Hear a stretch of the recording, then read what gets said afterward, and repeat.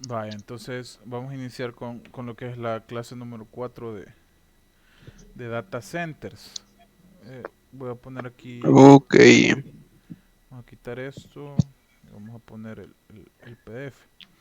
Vaya, en la clase anterior nos quedamos en esto, los mainframe, que habíamos hablado que eran equipos muy potentes y que las personas pensaban que iban a desaparecer o que no iban a funcionar, porque eran equipos un tanto costosos, pero que hasta el día de hoy lo siguen ocupando.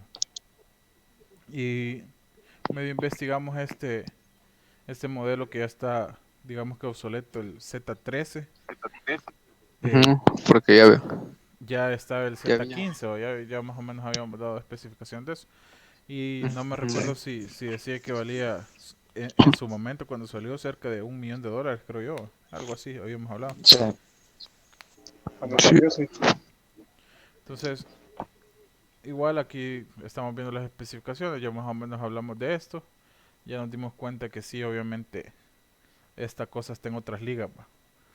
Imagínense, salió más o menos en el 2006, creo que estábamos viendo. Y para tener la capacidad de aguantar 10 terabytes de RAM, creo que no estamos hablando de un equipo convencional. Vale, nos vamos a pasar un poquito ya a lo que es la información del entorno distribuido o el entorno de distribución.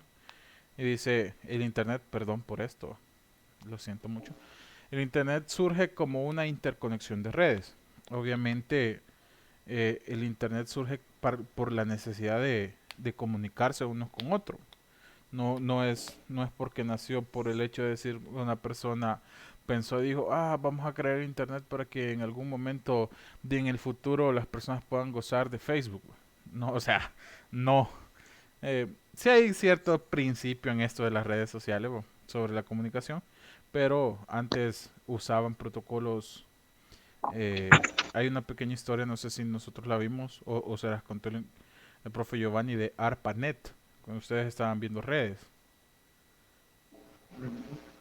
No, bueno, yo no me acuerdo. No, Si tienen no, curiosidad, no, ahí la no. buscan después, que Bueno, son los principios ahí de lo que viene siendo el Internet y las comunicaciones y en base a qué fue que lo hicieron y por qué surgió la necesidad. Es una historia un tanto interesante y se van a dar cuenta que el Internet obviamente sirve y surgió por la necesidad de la comunicación, pero hay un trasfondo de esto. No era como que netamente planeado para que el Internet fuera un servicio que pudiéramos utilizarlo todo para el día a día, sino que era por otra vaina. Dice, servicios como la web son las auténticas killer apps que le han llevado a su despliegue. Bueno, aquí tenemos una palabrita eh, muy importante si hablamos de data center, killer apps, que obviamente esto es killer application. Vaya, vamos a hablar un poquito antes de ir pasando sobre las killer application o aplicaciones asesinas en español. Dice que en Internet una killer application se caracteriza porque reemplaza total o prácticamente a otro servicio tradicional. Una de las primeras aplicaciones o killer application fueron los clientes de correo electrónico que sustituyeron en gran parte al correo tradicional. Posteriormente produjeron un gran impacto en las aplicaciones de mensajería instantánea y en el futuro se espera que se popularice la demanda de estas aplicaciones. Eso es en base al video, no solo al correo. Eso es lo que ellos estaban esperando de las killer apps. Después las vimos aplicadas en la telefonía móvil, las vimos aplicadas en el área de los videojuegos, eh, en muchas cosas. Pero hablando de data center, las killer apps son un conjunto de aplicaciones que vienen a sustituir un X servicio. Eh, hace un par de años hubieron unas empresas que hicieron una especie de, como les dijera, como reuniones en campus, donde ellos mostraban el desarrollo de ciertas killer apps que ellos habían trabajado que sustituían ciertos servicios.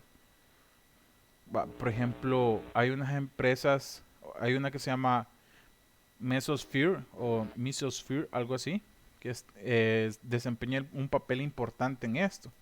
Eh, Básicamente ellos son precursores de proyectos donde ellos van desarrollando sus killer apps y en su gran mayoría disparan el código de manera abierta, por decirles algo, así como si nosotros bajamos un kernel de Linux y queremos hacer nuestra versión de nuestro sistema operativo.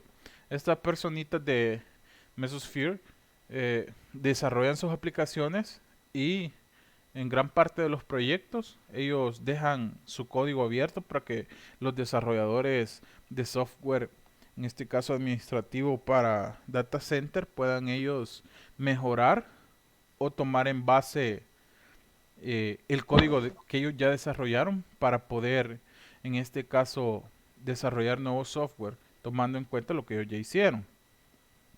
Estos esfuerzos obviamente no son solo de ellos, y muchas personas se han visto beneficiadas. Las personas que obviamente están a cargo de un data center, hay proyectos en los que otras empresas han contribuido, hay proyectos muy sonados. Por ejemplo, hay un proyecto que se llama Hadoop, hay otro que se llama Cassandra, hay otro que se llama Docker, que son quizás los proyectos que más se escuchan en cuestión a las killer apps. Eh, Voy a ver si les puedo compartir ahorita en Word, los voy a pegar para que ustedes puedan anotarlos y puedan investigar un poquito de estos proyectos. Vamos a abrir un espacio ahí en el Classroom para que ustedes puedan subir una investigación un tanto pequeña de esto. Voy a ver si les puedo compartir la pantalla de esto. Quiero ver. Tener presentación. Presentar ahora. Nueva ventana. Vaya, ahorita ya están viendo el Word, ¿verdad? Me imagino. Sí, sí. Vaya, Sí. esos tres nombrecitos anótenlo. Vamos a hacer una pequeña investigación sobre los proyectos basados en killer apps de estos tres nombrecitos. Obviamente estos por individual cada uno es un proyecto diferente. Se los voy a dejar un ratito aquí en pantalla para que puedan copiarlo. Vaya, estos proyectos obviamente contribuyen mucho a lo que es la comunidad de desarrollo del software para data center, pero esto no se queda como que estancado en decir, vengo yo y tengo mucho tiempo libre y quiero desarrollar mi app, pero yo soy una persona X en el mundo, donde puede que mi software sea muy bueno, pero yo no tengo como que la voz para que llegara eh, a más personas. Entonces, hay empresas que obviamente se fijan en estos desarrolladores, se fijan en los proyectos, y hay empresas que se dedican a darle publicidad y querer comercializar esas tecnologías. O tomando siempre en base si son código abierto, desarrollar sus propios avances internos con esto. Vaya, la empresa esta que les digo es Mesosphere o Mesosphere, algo así se pronuncia, perdonen mi inglés raro. Eh, Hace un par de años organizó algo que se llamaba el Hack Week. Hack de hacker y Week de semana. Durante en ese evento que ellos organizaron, llegaron bastantes desarrolladores, ingenieros y de la comunidad de Apache, que por lo general nosotros hemos usado Apache desde un ambiente web, desde un servidor web. Entonces hay una comunidad que se llama, que se lo voy a poner para que ustedes también lo puedan ahí investigar junto con esto. Vamos a escribirlo aquí. Aquí les voy a poner una división para que no nos confundamos. Esos son proyectos de Killer Apps y esta es una comunidad de lo que nosotros vamos a investigar también. Hay una comunidad muy bonita que se llama Apache Mesos. Entonces, cuando hicieron este Hack Week, varios desarrolladores e ingenieros de esta comunidad se reunieron, obviamente para planear trabajos y mostrar algunas de las posibilidades que ellos tenían en base a sus desarrollos. De las pocas veces que la gente se junta para esto, ¿por qué fue posible? Porque la gente esta de Mesosphere, obviamente lo que ellos buscan es que se comercialice el software o los killer apps, estas aplicaciones para la sustitución de servicios que antes los hacíamos de manera, ¿cómo les dijera? Serían como para sustituir servicios que ellos daban y hacerlos de una manera más eficiente. Entonces ellos están en constante desarrollo. Entonces muchas personas tuvieron buenas ideas que eventualmente vendrían a resultar buenas experiencias en la comunidad de Mesos y en una cosa que tienen que se llama Mesosphere, que viene siendo como algo mesósfera, algo así en español, que estos tipos estaban esperando ver como que, así como cuando presentaban esta cosa de los celulares que era bien famoso, el Mobile World Congress, que ahí la gente llega y viene Samsung y presentan sus megacelulares, el G, todo eso. Vaya, algo así era la Hack Week, donde los desarrolladores presentaban las aplicaciones que ellos habían desarrollado para hacer las cosas más rápidas y los procesos más rápidos y dejar de usar de la forma común ciertos servicios que ellos podían dar. No me voy a enrollar un poquito ya en esto porque medio hablamos de los killer apps. Ustedes van a investigar un poquito más de esto. No sé si ya copiaron lo que les dejé en el doc. Sí, sí. Va, igual si no le toma ahí una su capturita de pantalla o algo. Sí, no le digo que tome foto porque es más la onda.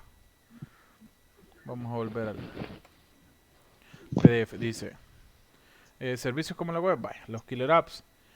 Dice, esos servidores no eran mainframes, sino hardware más genérico de arquitectura de PC. Habla un poquito de lo que ellos tienen, obviamente, dentro de su entorno. Ordenadores de sobremesa, torres, enracables. Enracables habla de racks, va. O sea, usan unos términos medio raros, pero está hablando de racks. Este servidor autónomo tiene problemas de escalabilidad al aumentar las peticiones de servicio. Dice que no son escalables. Nosotros, bueno, sí, en primer año vimos lo que era la escalabilidad, que era en base a hardware. Espero yo que se recuerden o un poquito, si no, me hacemos la lectura. No me quiero detener mucho en esto porque si saben, bueno, si ven la barrita, aquí estamos como que un poquito atrasaditos con el PDF. Sí. Habla muchas cosas de estas. Aquí nos vamos a saltar un poquito porque esta es básicamente información un poco ahí va. Dice entorno distribuido de hoy. Aquí obviamente estaba hablando de un entorno antiguo. Entorno distribuido de hoy dice hemos vuelto a centralizar estos recursos de computación distribuidos. Centralizar, aquí está hablando obviamente de que ellos han puesto como que todo en un solo lugar, ¿va? O en un solo edificio o un solo cuarto, lo que sea. Eh, Vamos a hablar un poquito de las ventajas de la centralización. Dice, grandes data centers, dice, centenares de miles de servidores. En ellos conviven los mainframes con grandes cantidades de servidores. En estos data centers, obviamente, ya hablamos que los aparatos más potentes, los mainframes, básicamente son los que muevan estas grandes cantidades. Ya muy aparte vamos a ver lo que viene siendo el Big Data en otra clase, porque no creo que lo podamos ver hoy. Y dice, existen varias soluciones de interconexión. Aquí tenemos algo que se llama InfiniBand y MyRenet, algo así, se lee más o menos. Vaya. Y dice después, pero nos centraremos en el entorno Ethernet. Este es el que nosotros conocemos de toda la vida, el Ethernet. Pero existen otras interconexiones como InfiniBand. Vamos a hablar un poquito de InfiniBand. Vale, dice que InfiniBand es un estándar de comunicaciones de redes informáticas, pero son de alto rendimiento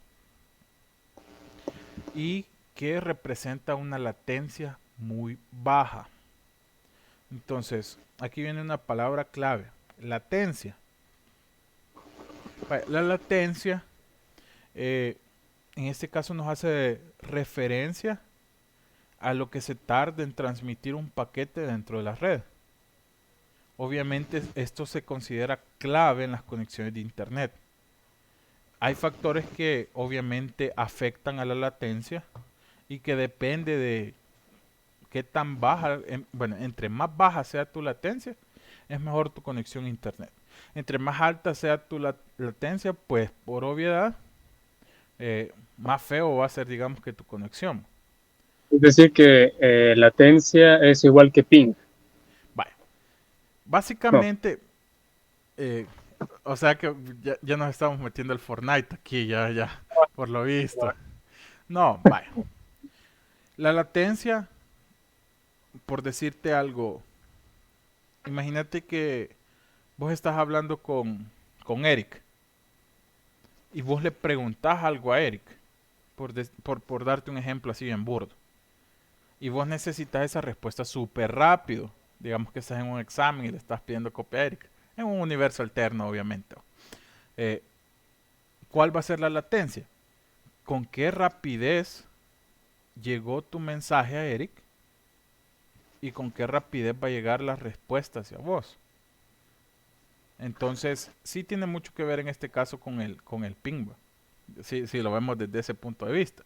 Porque vaya, no es lo mismo que estés jugando con 26 de ping a que estés jugando con 100 de ping, Uh-huh. obviamente. Prácticamente es la respuesta o el mensaje que llega al servidor y ese servidor le llega a él. Ese recorrido es. Ajá, tu latencia es esta.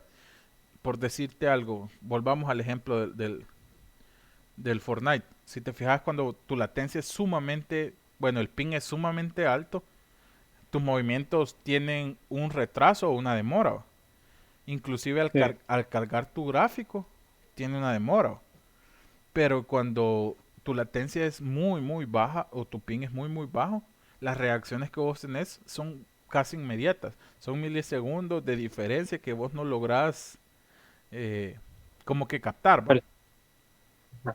Entonces, obviamente para una conexión buena de internet, tenemos que tener una latencia sumamente baja. Hay tres factores que yo te podría mencionar que podrían influir en la latencia. La primera es la tecnología. En el caso del internet, por ejemplo, si tu internet es ADSL o es de fibra, eso es una. Sí. La otra sería la distancia entre los puntos que quieren establecer la comunicación, la red y los saltos de intermedios por los que tengan que pasar los paquetes. Obviamente la distancia de las conexiones tiene mucho que ver. Eh, se supone que ustedes deberían de haber visto cuántas son la distancia máxima para los cables de par trenzado. No sé Uh-huh. si la conocen o qué onda. Uh-huh. ¿Cuánto es la distancia máxima que puedas tener conectado un cable de par trenzado por conector RJ45 de punto a punto? No sé si tienen ese dato. Me imagino que nos lo dio en primer año, pero Yo no me acuerdo nada. en primer año me imagino que sí lo vimos. Pero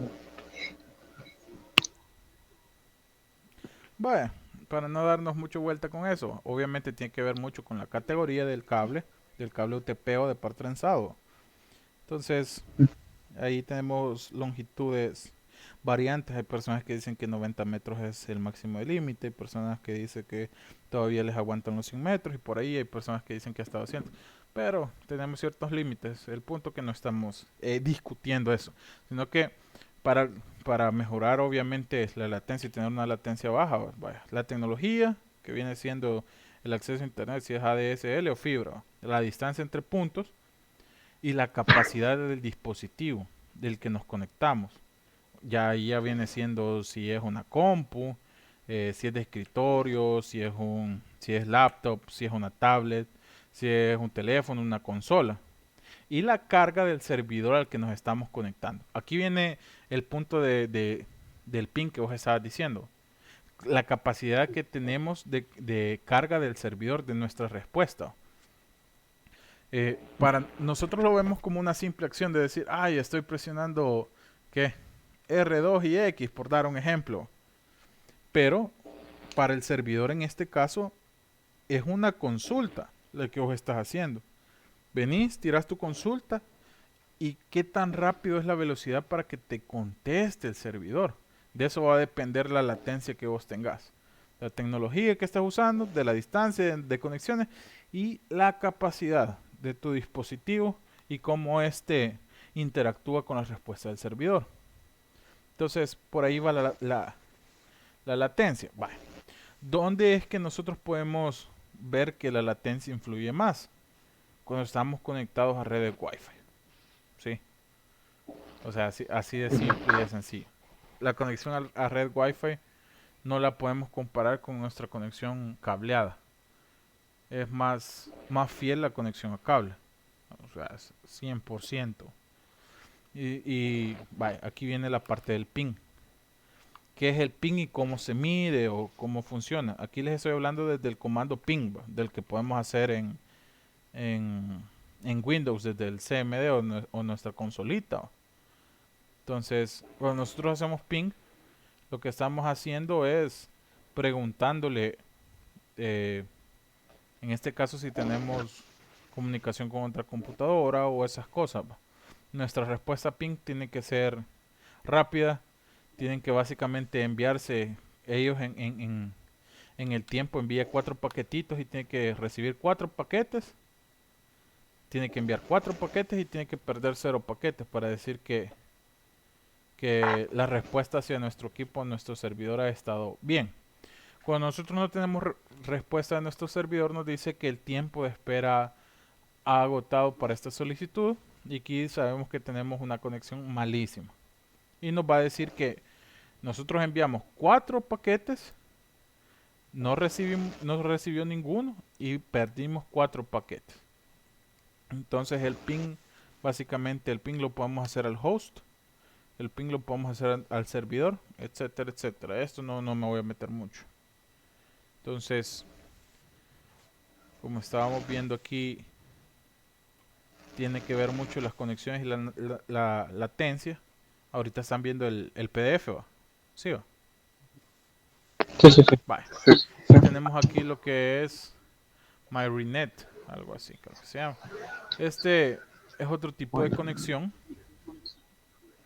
Se supone que es un sistema de red de área local de alta velocidad siempre, diseñado por una compañía que se llama MyRecom, algo así, o MyRecom, no sé cómo se pronuncia. Y estas la utilizan para las interconexiones entre múltiples máquinas, para formar grupos de computadoras o islas de computadoras. Eh, Obviamente lo más utilizado por nosotros no son estas dos, sino que es lo que viene siendo el Ethernet. Esto es lo más común, esto es lo que nosotros hemos visto.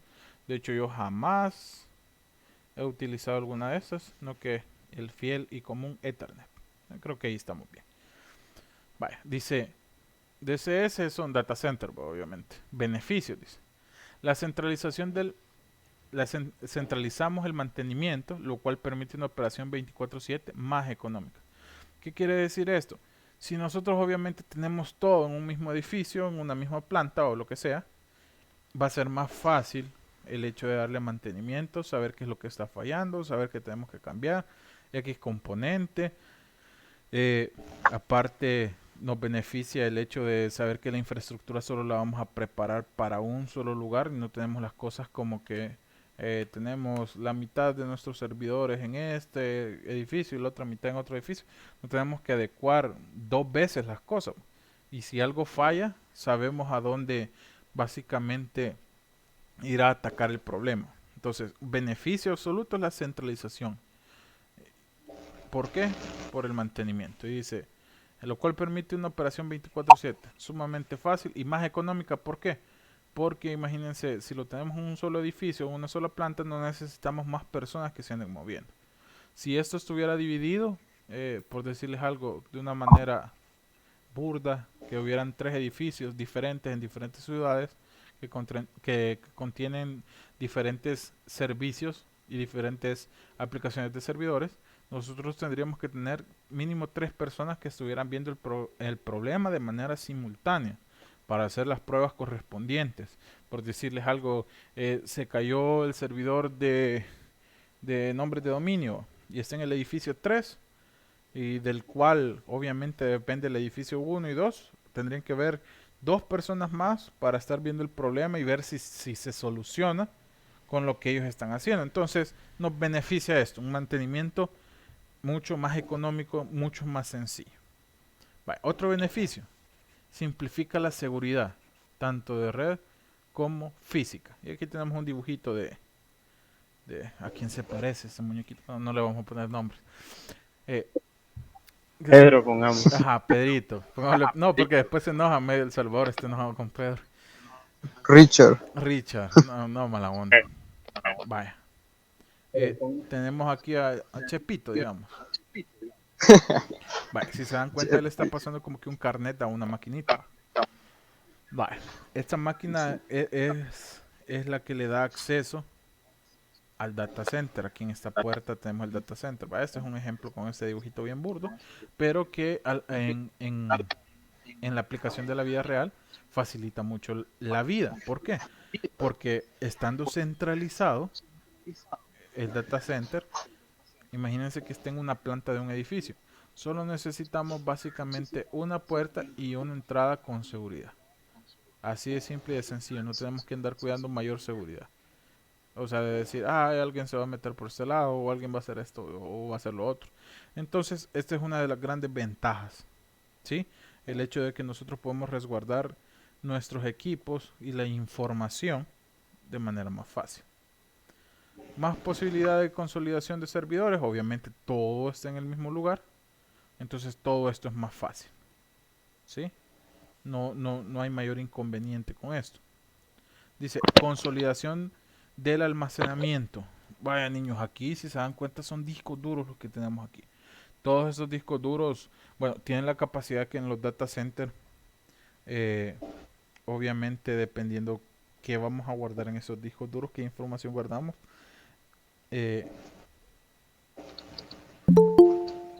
hay discos duros que tienen la capacidad de ser cambiados en caliente. O sea, ¿qué quiere decir eso? Que cuando estamos en el funcionamiento, cuando estamos en la práctica, ya podemos cambiar estos elementos de manera instantánea. No es como en nuestro equipo, que imagínense, viene Richard y se pela y abre la laptop y de repente le saca su disco duro. ¿Qué creen que va a pasar en ese momento? Espero que no lo haga Richard tampoco. No, no, no. Bueno, una vez lo hice. ¡Ey, qué mala onda! Estaba pequeño, ¿no? Pequeño, 19 años, dice. Oh, sí. Entonces, tienen la capacidad de ser cambiados o sustituidos. Por ejemplo, cuando falla algo, cuando están llenos ya de información, vienen, lo retiran y ponemos un nuevo disco duro. Entonces, es una gran ventaja, consolidación de almacenamiento. Vaya, aquí dice Data Center Power. Aquí estamos viendo lo que en estas imágenes, qué es lo que alimenta lo que viene siendo nuestro servidor. Dice, evidentemente interesa que no se interrumpa. Bueno, vamos al mismo ejemplo. Imagínense que ustedes están, qué sé yo, chateando ahí con su mejor amigo en WhatsApp. Ya vino Alejandro Barca. ¿Qué onda, Diego?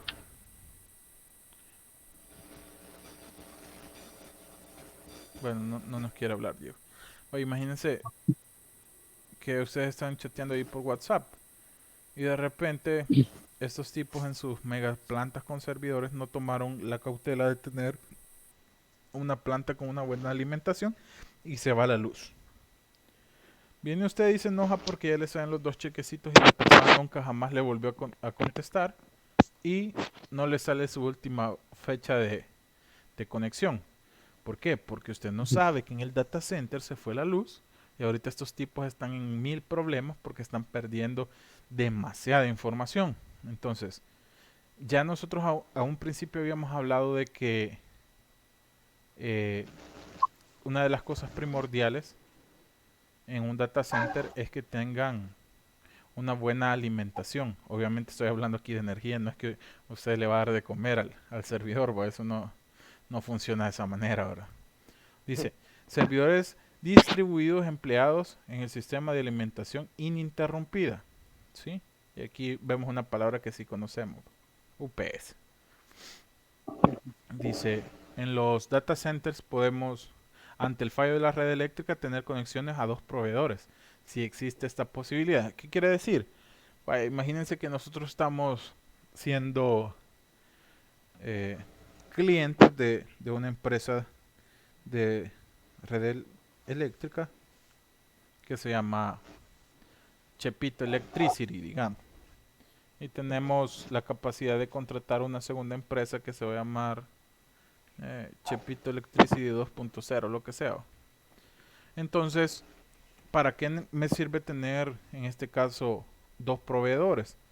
En el dado caso que alguno de los dos falle, yo tengo como que en este caso mi backup en, en, en el momento de que cualquiera de los dos eh, falle la planta o falle el servicio, yo tengo el otro que me va a permitir el no apagar mis equipos primero bruscamente y segundo no quedarme sin energía.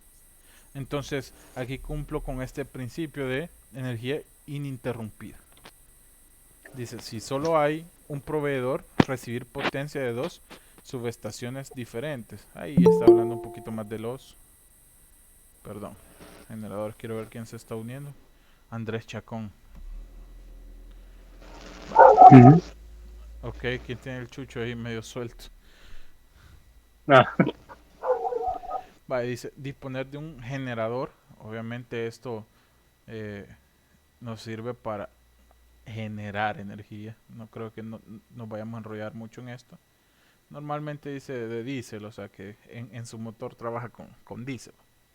Baterías para mantener la alimentación en lo que se hace el cambio. Vale, en este caso hagan de cuenta que tenemos UPS gigantescos ahí que aguantan mucho tiempo en, en el estado que están totalmente desconectados y aislados de la energía.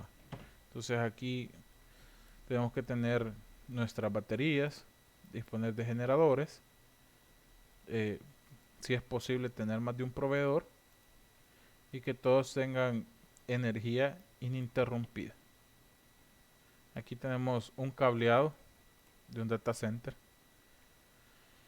Solo de verlo, o sea, me produce un poquito de temor saber que se ha arruinado algún equipo que tengo que buscar la conexión de algo. Eso se mira un poco abrumante. Ahí dice, en escala del data center es imprescindible un cableado estructurado. Aquí podemos ver un cableado un poco más ordenado. Eh, Creo que se alcanza a ver un poquito que todos los cables están como señalizados. ¿Por qué? Porque es importante que nosotros sepamos a dónde conectamos el cable y de dónde viene el cable que estamos conectando. Vale, consejo para esto, cuando nosotros estamos manejando este tipo de cosas, guardar una tablita en la cual nosotros vamos a poner el cable de tal lado que viene, por decirles algo, del puerto 15 del switch inteligente tal que está conectado al router tal, y estamos conectándolo en el equipo X o en la tarjeta X. Entonces, siempre guardar archivos de texto que tengan una tabla de asignación, llamémosle de esa manera, para saber de dónde van y de dónde vienen los cables o a dónde van y de dónde vienen, para no tener algún inconveniente a la hora de decir está fallando el servidor, no podemos ingresar al puerto tal de X servidor. Entonces nosotros ya sabemos si un cable está cortado, saber cuál es, o si vamos a reemplazar algo, saber qué es lo que vamos a reemplazar. Y no estar ahí como que a la prueba y error. Dice, lo más común, dice, aumentar el peso de los racks puede hacerlo poco estable, dice. En este caso del cableado. Inestable ante terremotos, el cableado interrumpe el flujo del aire, difícil acceso al cableado, riesgos de seguridad y muy difícil de limpiar. Esto está hablando un poquito de lo que no debería de pasar, ¿va? Lo más común es el suelo técnico. Aquí nos damos cuenta en esta imagen donde están estas dos personas manipulando los racks que abajo del suelo está pasando todo el cableado, pero tenemos estas pequeñas problemillas que nos puede dar. El primero, eh, si aumenta el peso de los racks puede hacerlo poco estable. ¿Qué quiere decir?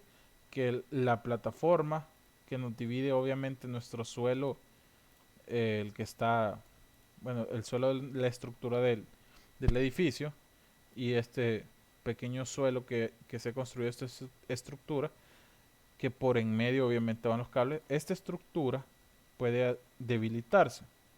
Inestable ante terremotos, obviamente como no tienen una fijación directo al suelo, esta estructura obviamente es más frágil y pues obviamente al haber un terremoto puede ser un problema. Dice, el cableado interrumpe el flujo del aire. Si vemos aquí están los ductos del flujo del aire, al haber tanto cable, eh, sí o sí hay una desviación o una pérdida en el flujo del aire. ¿Por qué? Porque esto es un obstáculo para llegar a enfriar nuestros racks y nuestros casilleros. Difícil acceso al cableado. Obviamente está bajo la estructura metálica donde están empotrados nuestros racks. Es un poco más complicado el acceso. Dice, riesgo de seguridad y muy difícil de limpiar. Creo que esto es sumamente complicado. Para poderle dar mantenimiento a esto no tenemos ni el espacio ni la visibilidad. Entonces creo yo que la limpieza y el mantenimiento es un temita ahí un poco complicado en cuestión al cableado, dice. En escala de los data centers es imprescindible un cableado estructurado. Y aquí podemos ver un cableado diferente al anterior. Lo más común es el suelo técnico, sí, es lo que habíamos visto. Dice, con suelo sólido el cableado se eleva. Entonces, eso es lo que hace relación a esta imagen. Si se dan cuenta, podemos ver el cable que ya no está como en esta imagen. Aquí que tenemos una estructura metálica, abajo está el suelo del edificio y entre medio están los cables. Aquí ya podemos ver diferencias de instalación a la hora que están haciendo su cableado estructurado. Dice, dentro del propio armario no es trivial su encaminamiento. Dice. ¿Qué dice? ¿A qué se refiere que no es trivial? Pues básicamente nos está hablando de la estructura que nosotros tenemos que tener en cuenta en base al ordenamiento de nuestros cables. Podemos tener servidores que ocupan una unidad de rack pero que tengan 4 puertos de Ethernet, dice, y podemos tener 30 o 40 de estos servidores en un armario. Simple matemática, 4 por 40 y son 160. Entonces, haciendo de cuenta y caso, tenemos 160 conexiones. Se encaminan en un conmutador en el armario o top of rack o switch, dice, que son estos aparatitos que vemos aquí arriba, donde van cada una de las conexiones que nosotros tenemos en esta vista. En esto no nos vamos a detener mucho. Esto viene siendo básicamente la estructura ordenada y sistemática de lo que viene siendo el cableado dentro de los racks. Cableado y frío, dice. No solo está el cableado de datos, también de alimentación. Aquí es lo que estábamos viendo la vez pasada que ustedes estaban preguntando sobre, vamos a buscar la imagen, el mainframe, que obviamente él tiene que tener, aparte de los cables de conexión de información, tiene el cableado de la alimentación. El cableado dentro del armario puede interrumpir el flujo del aire. Ya habíamos visto esto con el cableado que va del subsuelo. Obviamente todo el cable va a interrumpir sí o sí el flujo del aire. Va a ser un obstáculo. Vaya, este es el gran problema de que el cableado interrumpa el flujo del aire, que es el sobrecalentamiento de los equipos. Ya más o menos hablamos en clases anteriores de que sí o sí tenemos que mantener una temperatura óptima para nuestros equipos para no sufrir el sobrecalentamiento. Tal vez quemen sus sistemas de refrigeración, obviamente porque la carga va a ser mayor y al tener muchas veces un termostato o algo que le indica la temperatura alta, lo que va a hacer es funcionar más rápido y al final terminar quemando sus sistemas de refrigeración. Puede hacer falta vigilar por dónde refrigeran los equipos y por dónde están pasando el cableado. O sea, sí o sí va a ser más complicado. Es, es, es un embrollo, es demasiado complicado para la persona que va a administrar o que va a dar mantenimiento. Vaya, dice, refrigeración. Bueno, hasta el momento tienen alguna pregunta, chicos.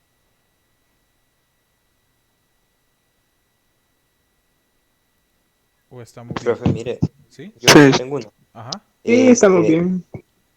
entre más, ¿cómo se llama? Esto que está diciendo de Sí, tener una estamos batería bien. en respaldo, Ujú. entre cuánto es lo más, digamos, un ejemplo, digamos, para esa que estaba mostrando, vi que habían dos. Ujú. Vaya, Lo fíjate. más recomendable es, digamos, tener dos o lo más que se pueda. Vaya, en este caso en la imagen son generadores los que ellos tenían.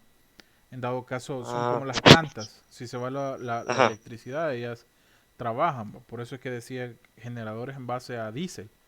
Entonces, Ah, ya. ahí tenían, bueno, eran ejemplos me imagino que de los tipos de generadores, pero Ajá. eh, por lo general solo hay un generador por planta, a menos que la carga que vayas a necesitar se sobrepase de la capacidad de tu generador.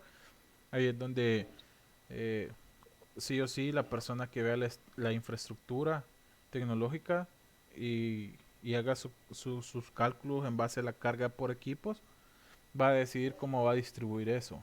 O sea, y Ajá. es un tema un poquito Ah, más de matemática, pero en cuestión a tomar en cuenta que se supone que vas a tener contratado un proveedor de energía confiable y que hacen la ajá. recomendación que si vos puedes tener más de un proveedor de energía, lo hagamos. En dado caso falle Ah, uno, que tengas el respaldo del otro. Así ah, de simple. bueno. Como en el caso sencillo, las líneas de backup, como en el Packet Tracer, cuando conectabas un servidor y ponías dos cables que van al mismo router. Por Ajá. decirte algo, si se cae una línea, tienes la otra. Básicamente igual funciona en esto. Ah, ya, ya.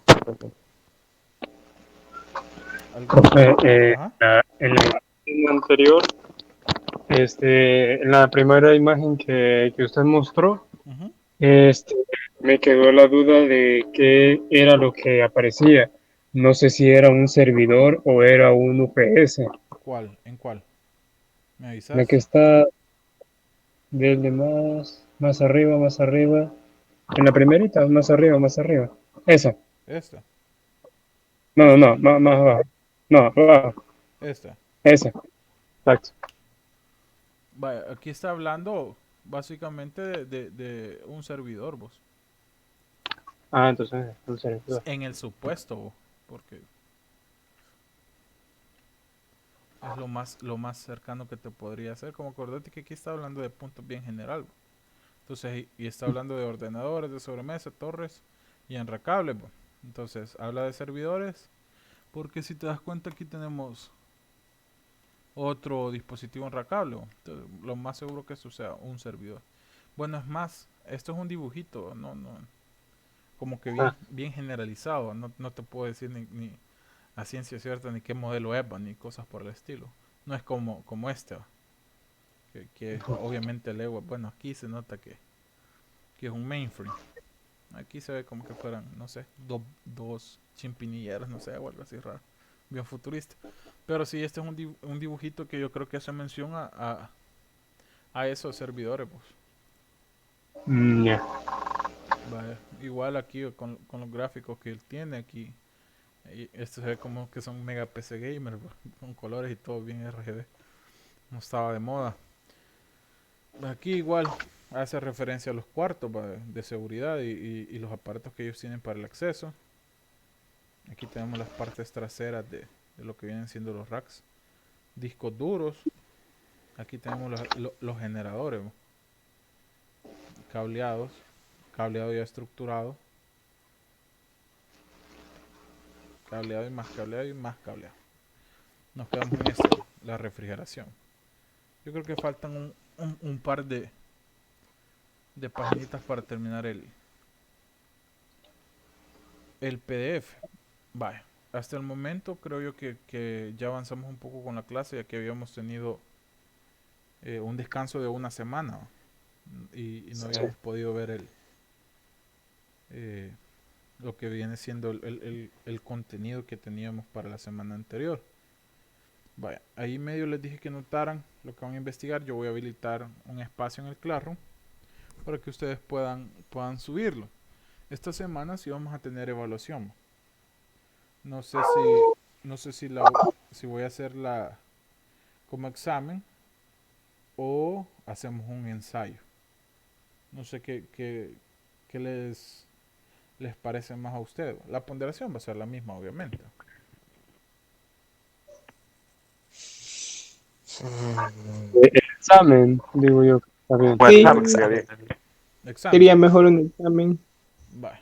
Entonces dejamos un ensayo para el ¿Qué, cierre del qué? módulo. Sí. Sí, sí. Sí, sí, está bien. Vale. Está bueno. Entonces, Sí. lo único que para el cierre del módulo vamos a hacer grupos. Vamos a hacer un ensayo, vamos a dar unos temas eh, ahí por grupo y vamos a programar defensas. ¿Sí? ¿Cómo lo vamos a hacer? Sencillo. Yo les voy a pasar un link del Meet y digamos, si el grupo es de 4, los 4 se reúnen y defienden el documento. Así, tal cual, sencillo. Así que Mm, creo que vamos a dejar hasta aquí la clase porque llevamos un par de minutos y no se nos va a hacer un poquito pesado para poderlo compartir en YouTube.